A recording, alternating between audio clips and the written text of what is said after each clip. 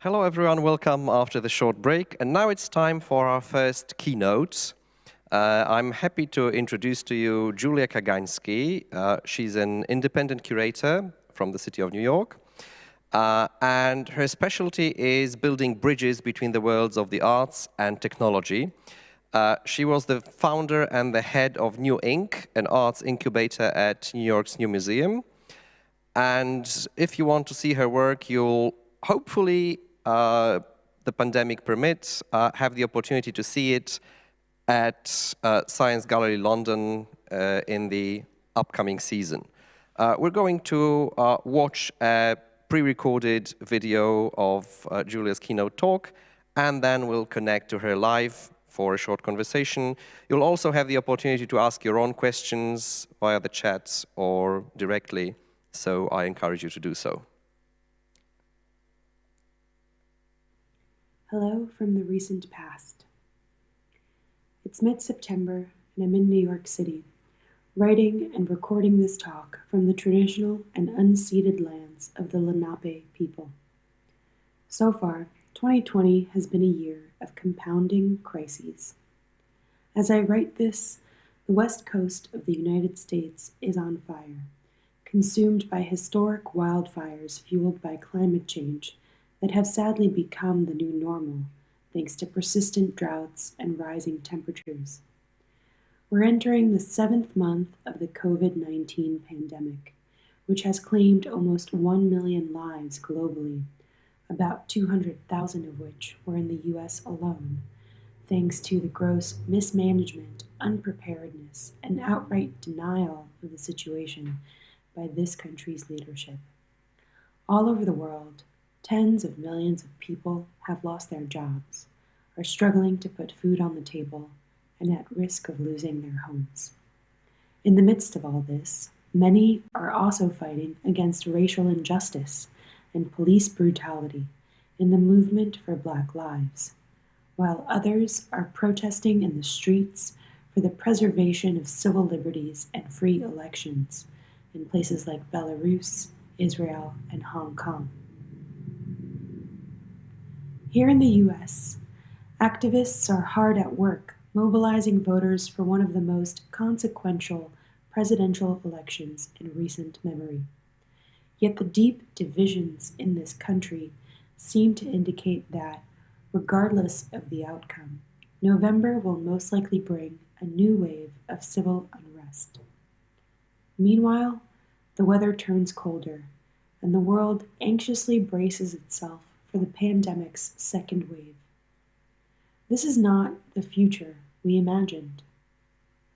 Under the crippling weight of all the world's crises, which we experience daily, simultaneously, and in real time, as a barrage of ceaseless posts, updates, and notifications, it's easy to retreat into hopelessness and despair.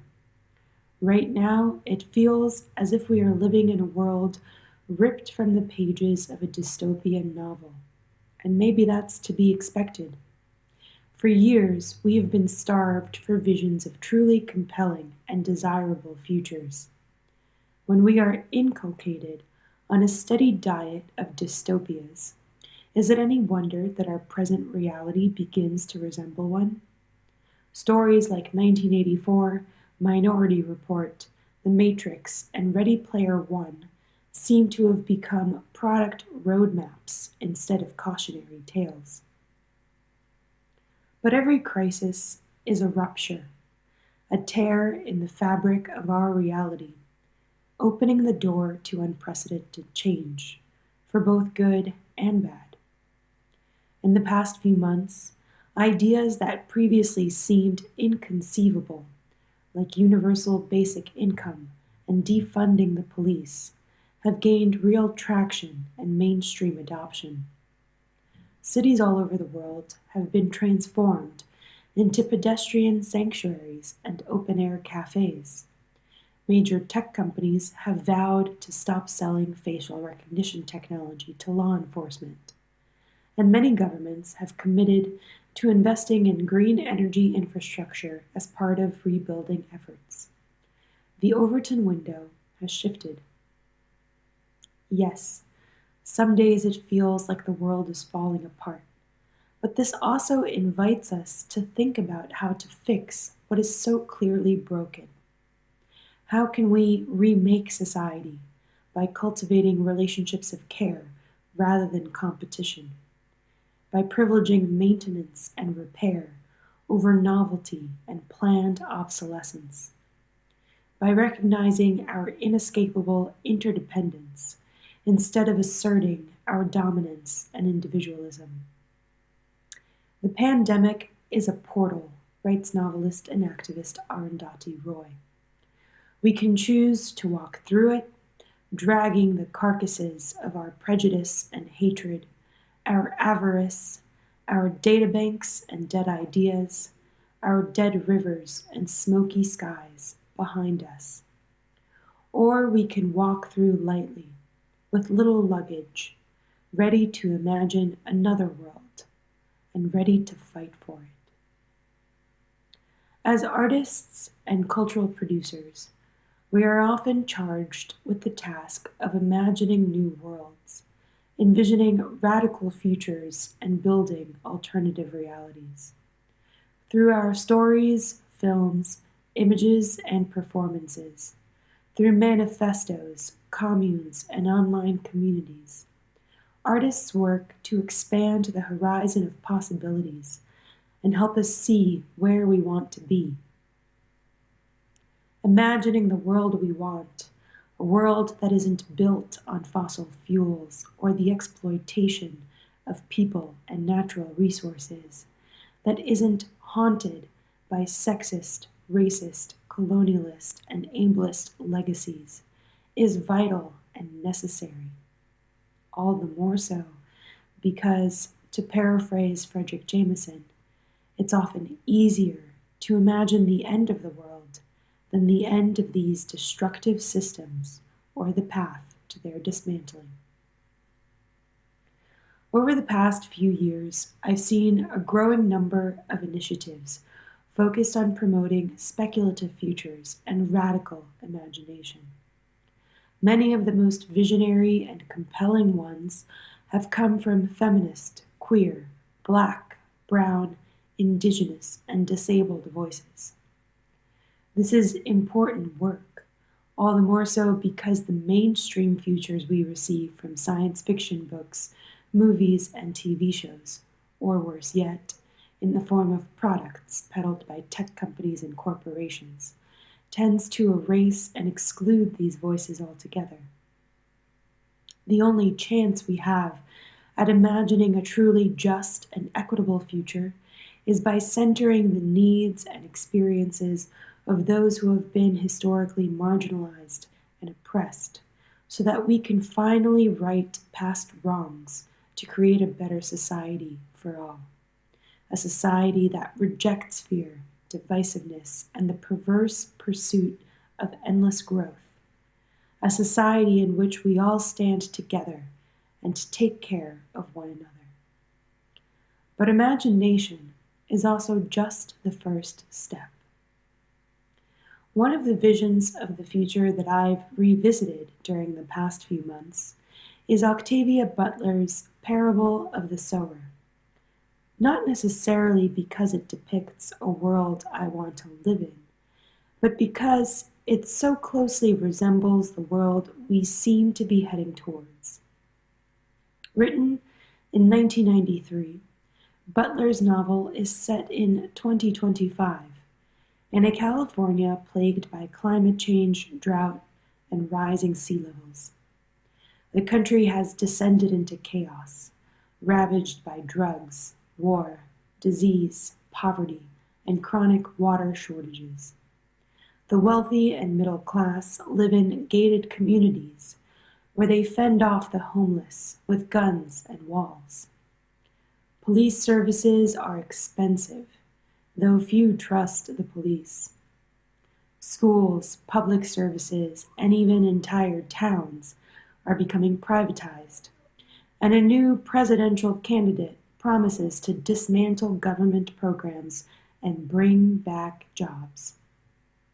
To me, it all sounds eerily familiar, eerily prescient. The story follows a 15-year-old black girl named Lauren Oya Olamina and her family, who live in a working-class neighborhood enclave. Lauren suffers from a condition called hyperempathy that causes her to feel the pain of others. Unlike her peers, Lauren knows that the walls that enclose her community won't protect them for long, so she prepares for the inevitable. She practices her aim, collects maps, and studies how Native Americans used plants for food and medicine. Lauren also develops her own belief system called Earthseed, centered around the idea that change is the most powerful force in the universe, the only constant, the only lasting truth. She writes down her observations as spiritual verses. All that you touch, you change. All that you change, changes you. The only lasting truth is change. God is change. Lauren believes that while change is unavoidable and inescapable, it is malleable. It can be shaped, directed, altered, and diverted. We cannot stop change, nor control it, but if we understand its properties, we can adapt, adjust, and find ways to shape its evolution. I've returned to this idea often over the past few months. How can we shape change? To me, what this means is that we need to do more than simply craft compelling visions of the future. We need to find ways to actively start building that future together.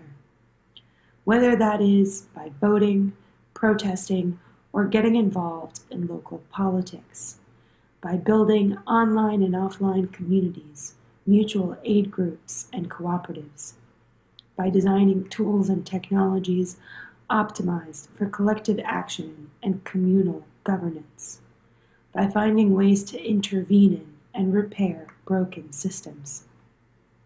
We can start small, in our own backyards, working with our friends and neighbors to repair trust, rebuild community, and rediscover our shared humanity. Instead of moving to the woods and escaping what we believe to be a flawed society, we can choose to stay and fight for our future together.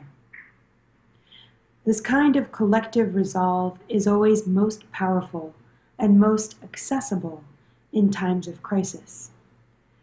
In the height of the pandemic, when it became clear that the U.S. government was woefully unprepared to deal with the situation and determined to willfully deny the severity of the crisis, ordinary citizens came together and rose to the occasion. Mutual aid groups sprung up overnight to help deliver food and groceries, medicine and supplies to those in need. In just 1 month, a volunteer group I was working with was able to secure and distribute 400,000 KN95 masks to frontline healthcare workers who are risking their lives daily to save others and working without adequate personal protection equipment. Through these grassroots organizing efforts, many of us met our neighbors for the first time and began working together to address some of the most urgent problems plaguing our communities. My hope is that these kinds of initiatives continue to thrive long after the pandemic goes away and become the foundation for a new social infrastructure through which we can continue to shape change for years to come. Make no mistake, I'm not suggesting that we, as artists and cultural workers, should be responsible for solving the world's problems. But neither can we separate our work from the larger social project of striving for a better world. Art can provide the space for prototyping alternative realities and new ways of being.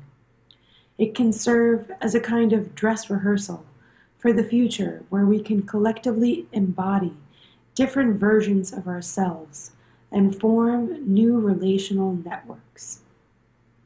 Art allows us to temporarily occupy a space of collective imagination, of mutual dreaming, where we can build shared narratives around what the future looks like and how we can get there.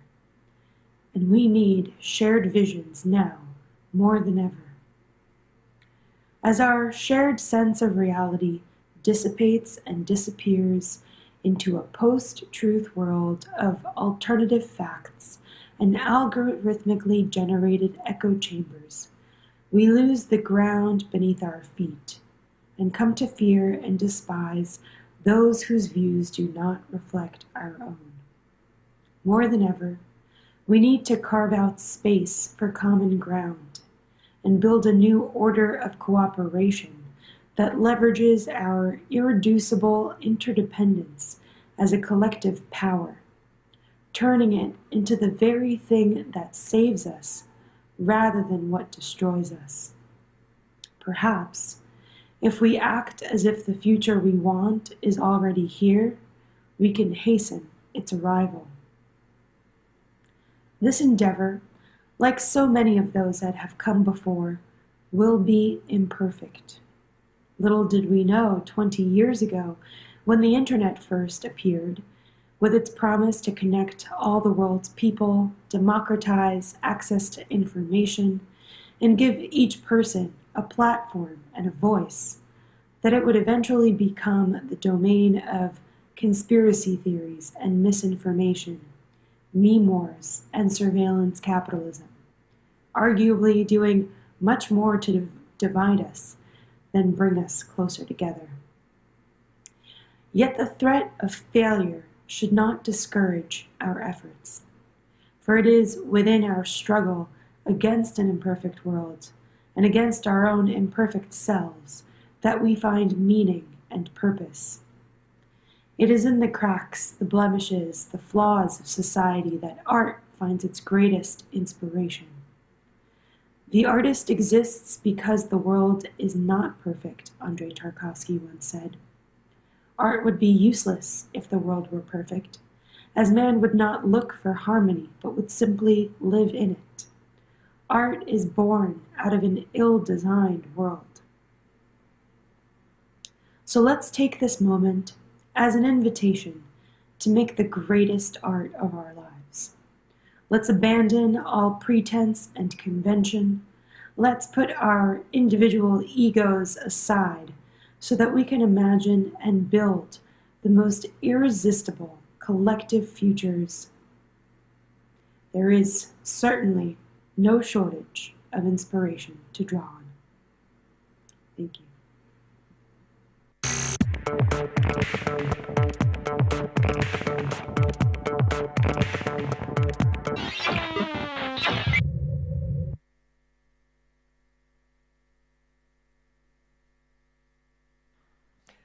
Hello, Julia. It's nice to see you. And to all of our audiences, you can see that Julia is actually a real person, not a character in a wonderful animation.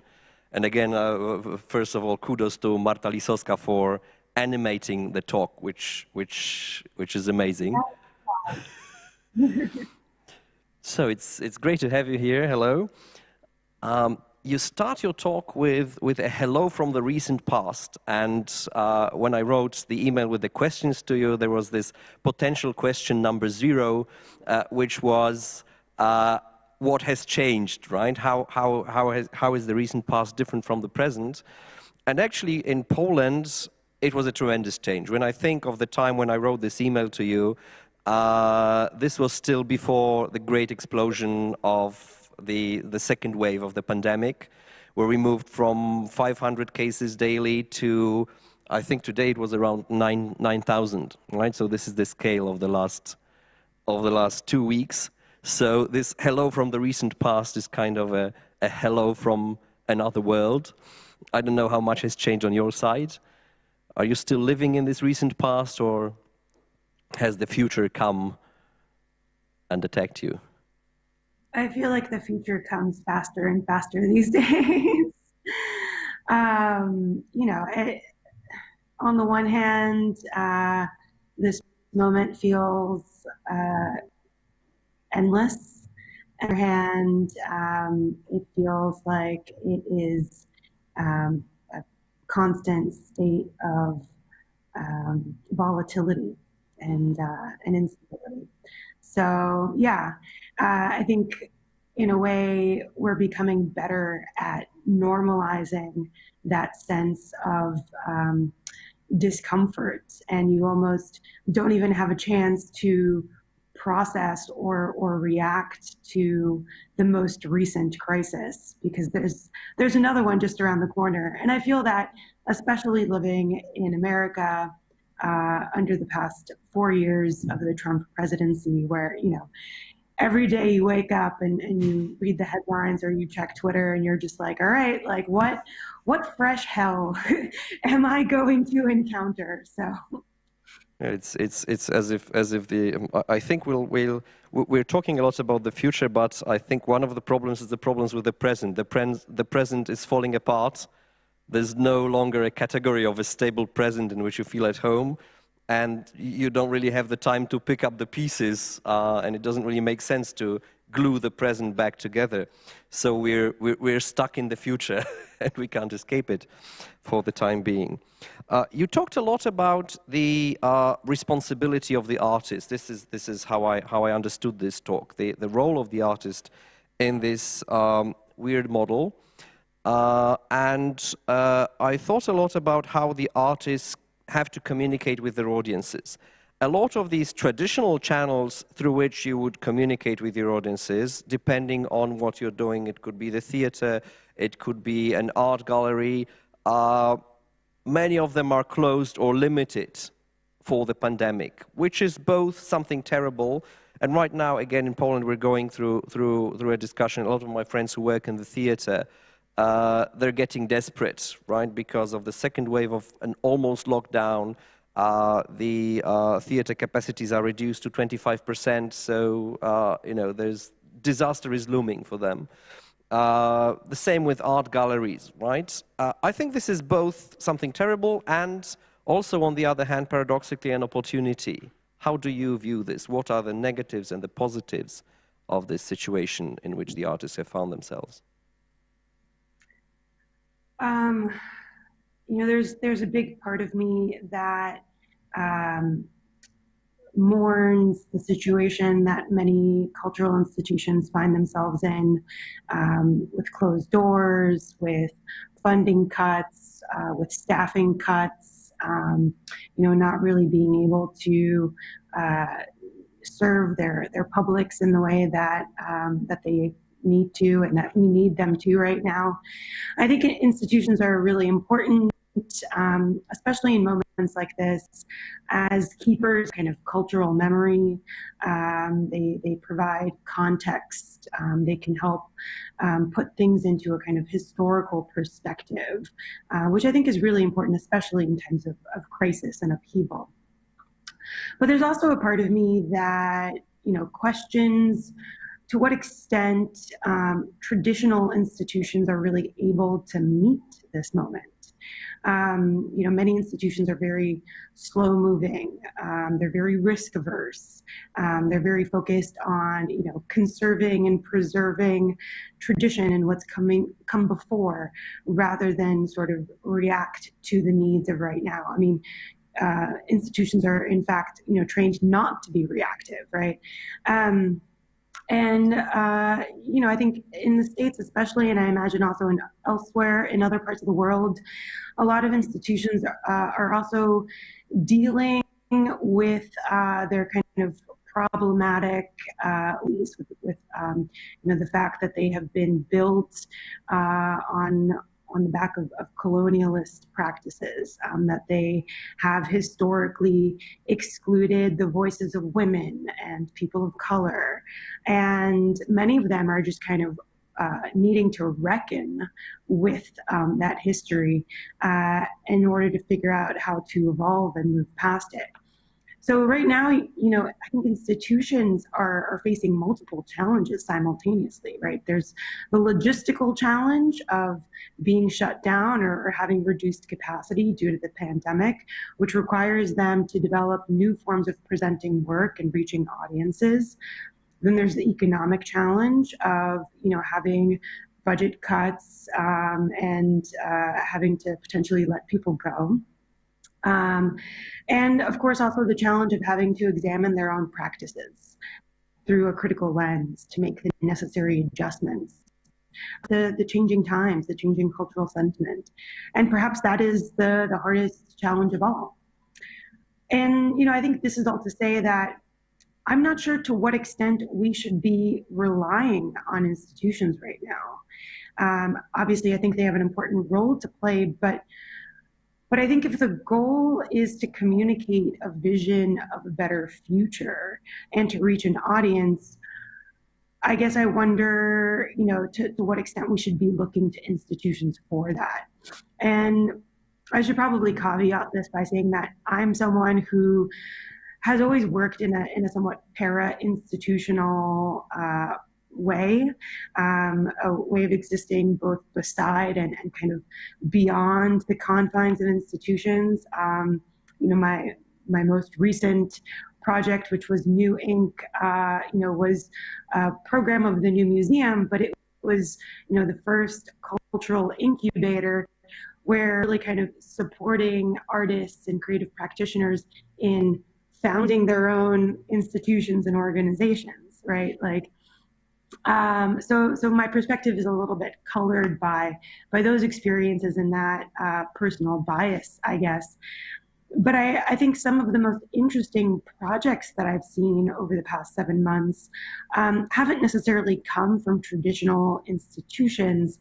They've been maybe self-organized projects, like the home cooking series of artistic talks and virtual lectures and programs that was organized by a number of different artists from all over the world, different interactions and interventions taking place on gaming platforms like Animal Crossing or Fortnite and Twitch that have been organized by festivals like this one as opposed to, museums.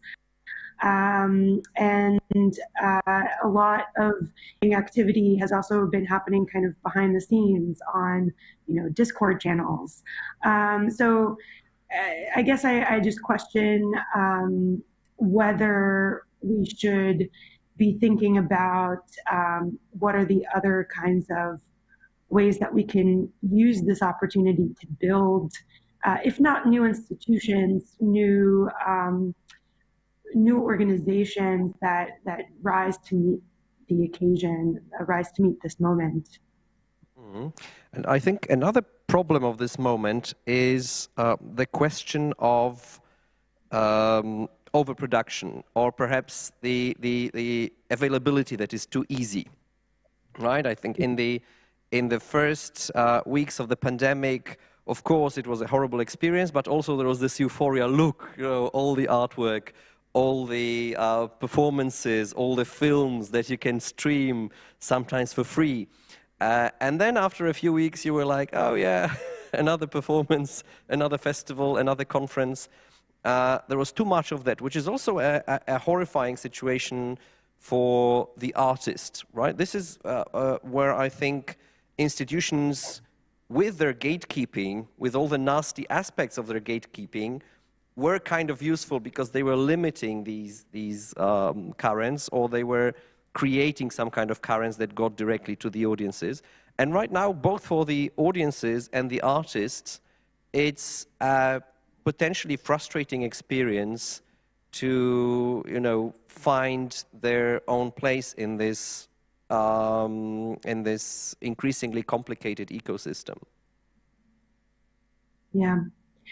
Yeah, I mean, I can certainly relate. I have felt often very overwhelmed and fatigued by the amount of that, we're kind of being asked to consume and engage with on a daily basis. And it's definitely made me want to disconnect from it all. And oftentimes I have, retreated into books and, just being out in nature, all of these things that it's actually been nice to kind of return to and rediscover in a way. And I think, to complicate matters further, I think many of us are acutely aware of how the very platforms that we rely on right now to convene and communicate, be they Zoom or Twitter or Instagram Live or YouTube or whatever, are the tools of surveillance capitalism. And, our participation in these platforms gives them power, feeds them data, increases their value. These platforms and their shareholders are accumulating obscene amounts of wealth off of this crisis, exploiting the fact that we are so reliant on them for connection right now. And that, for many of us, especially those of us who work in the digital arts, they support our livelihoods. So we, feel kind of doubly trapped and perhaps even resentful of them. At least, that's something that's been coming up for me a lot. And, I guess I wonder how we can use this experience to try and really challenge these accelerated forms of production that, again, have become normalized over the past 10, 15, 20 years, especially with the internet age, right? And try to bring the conversation and the experience of art into a kind of slower, more maybe offline experience. Maybe it's not about making sure that we're getting all of our materials out on Twitter and Facebook and constantly hitting publish, right? Maybe it means that we're going to take 6 months to a year to work on a piece that is really saying something much more complicated or much more nuanced and meaningful than feeling this kind of compulsion to publish lest we be forgotten or left behind somehow, I think is this hunger that I see from a lot of people to find deeper forms of connection, deeper forms of exchange. And sometimes that means, reconnecting in the physical space. Maybe that's with, your pandemic pod, the group of people that you're each kind of being very careful about your exposure to other people, and you feel somewhat safe to kind of gather in person, or finding different ways of facilitating these slower, deeper forms of practice that I think we need to cultivate to kind of counteract this deluge of content and consumption that we're being asked to perform on a daily basis. I have a question from Savina Rua, who says, I would agree we would need more artistic infiltration in the traditional institutions too, along other fields of action outside them. As a cultural strategist, do you think if we had less lawyers and economists and more artists in government and politics, we could have a better future? If so, how can we get there? Yeah, I mean, I think that's an interesting idea. I am really intrigued by the idea of artists entering into these kind of more civic structures for long-term sustained engagement. You look at the practice of artists who work in a kind of social practice, socially engaged form of art, like, say, Tanya Bruguera, who often work within these kind of civic bodies to intervene in these systems and try to transform them from the inside out. Historically, you can look at groups like the Artist Placement Group, which took place in the UK in the 1970s, which also tried to place artists within both, civic bodies and governmental institutions, as well as corporate environments. And there's, some groups that do that today. There's a group in Denmark called Primer that sits within, a technology company and tries to kind of to the conversation within that space and to be kind of a form of research and a way to develop new practice within that space. So, I think that's an interesting proposition, and perhaps if we had more of that, we could have a more rapid development of new experimental models in these systems of government, of economics, of corporate infrastructure. I think it was twice in your presentation that you referred to or compared consuming culture to consuming food. There was the thing that we start for visions of good futures, and then you mentioned that we have been fed or force-fed even the diet of dystopias. So I love this idea, and when we were talking about this overproduction thing, I was thinking about this open buffet, eat as much as you like, and loads of hungry people have been let in, and now they're no longer hungry, and they're wondering what to do with the food, and many of them have to go on a diet, right? So I like this idea of a cultural diet, of a healthy cultural diet, and it's something that perhaps we used to have it on our minds from time to time, but normally you would just jump at anything interesting that you saw. Right now, you have to be much more conscious. So how do you, not as a cultural strategist, but imagine yourself as a cultural dietitian, what would be your recommendations for a healthy cultural diet in the difficult times that we find ourselves in? I've made that comparison between culture, consumption, and diet almost subconsciously. Like, it wasn't something that I was really thinking about, like, specifically, but it feels actually really quite apt because both are being engineered to exploit our sensory reward systems and to develop a kind of addiction, right? In the food industry, we're seeing things like sugar and fat being kind of placed into all of the foods that we consume. So we're having these like engineered products that are irresistible, and we're much more likely to overconsume that kind of junk food, and that leads to the obesity epidemic that we now have today, right?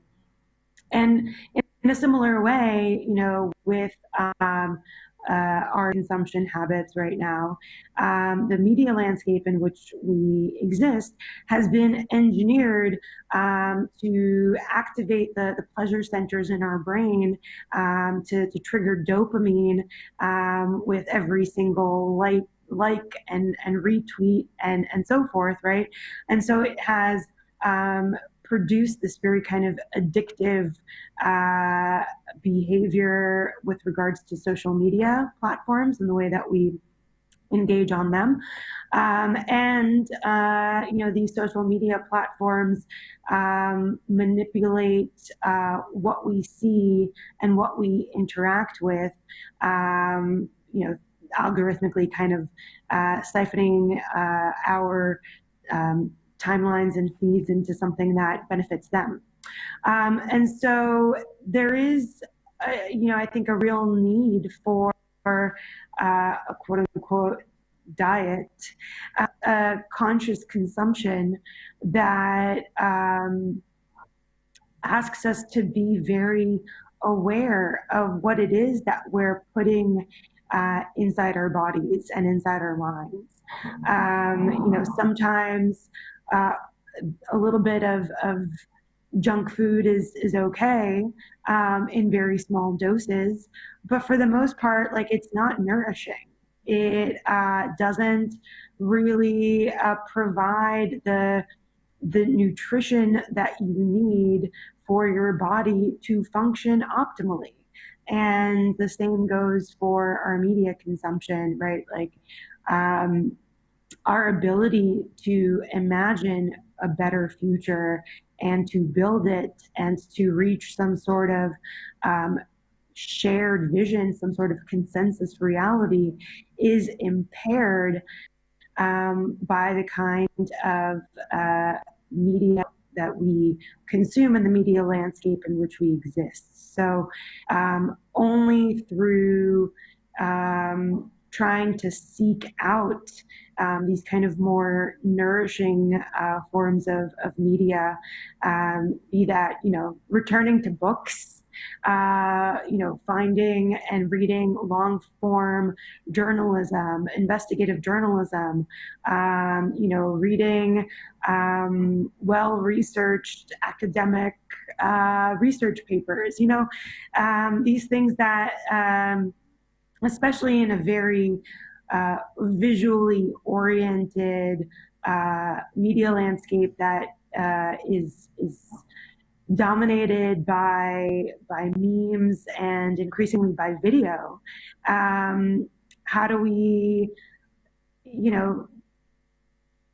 find the forms of media that might require a bit more work on our part to spend time with, to digest? Again, another food metaphor. I think it requires work, and it requires intention and attention to self-correct. Okay, I think we should be ending by now, but I think we reached an interesting moment because, of course, the pandemic has made us more health conscious. It seems that this kind of health consciousness also extends to culture, healthy forms of consuming culture and healthy forms of creating culture. So here's wishing for the positive side of your talk being our future, right? And let's hope we'll defeat the different kinds of pandemics that are attacking us right now, and we'll have a much healthier future in all respects than what we're having right now. Thank you very much for joining us, Julia, and stay healthy, stay safe. You too. Thanks. Bye. Bye. Thank you. This is to the viewers. Thank you all for staying with us today.